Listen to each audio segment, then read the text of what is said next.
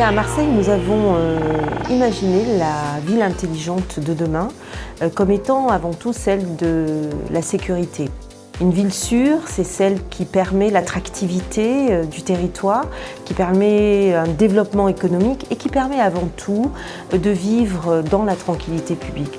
À Marseille, nous avons pu le faire puisque nous avions beaucoup investi dans la sécurité, notamment sur le numérique de notre Smart Police, sur les caméras de vidéoprotection. Et je ne peux que me féliciter aujourd'hui du lancement futur d'un big data de la tranquillité publique. C'est ça une Smart City. Demain, tous les équipements de la ville seront autonomes et interopérables.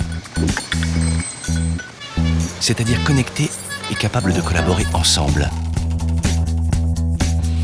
Demain, la ville deviendra smart et collaborative. Pourquoi nous avons voulu partir sur le Big Data? Parce que le Big Data nous permet de se projeter un peu plus dans l'avenir en termes d'applications, de nouvelles applications, de nouvelles façons de gérer la ville, de prendre des décisions. Nous sommes partis sur ce projet Big Data de la tranquillité publique et nous avons été financés par l'Europe.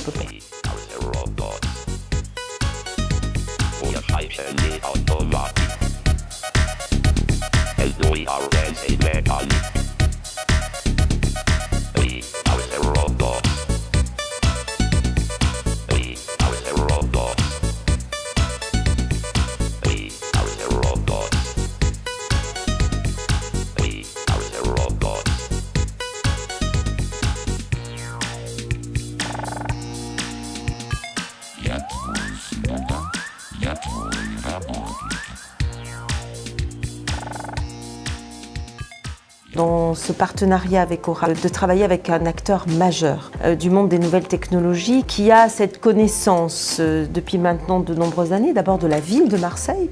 Donc j'espère qu'avec les autres villes, nous sommes en train de travailler à monter des projets européens ensemble pour essayer de partager notre expérience à la fois en termes de sécurité, mais aussi en termes de big data, peut-être en termes de gouvernance de données. En un premier sens, on pourrait dire que la communication, c'est la transmission et la propagation d'une information. Or, une information, c'est quoi? C'est pas très compliqué, tout le monde le sait. Une information, c'est un ensemble de mots d'ordre. Quand on vous informe, on vous dit ce que vous êtes censé devoir croire.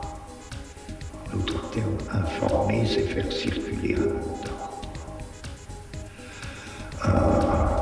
Les déclarations de police sont dites à juste titre des communiqués. On nous communique de l'information, c'est-à-dire on nous dit ce que nous sommes censés être en état ou devoir croire, ce que nous sommes tenus de croire. Ou même pas de croire, mais de faire comme si l'on croyait.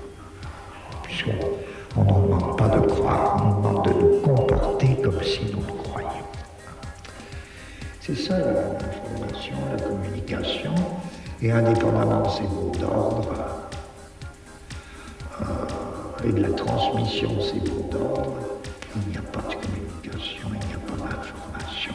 Ce qui revient à dire que l'information, c'est exactement le système du contrôle.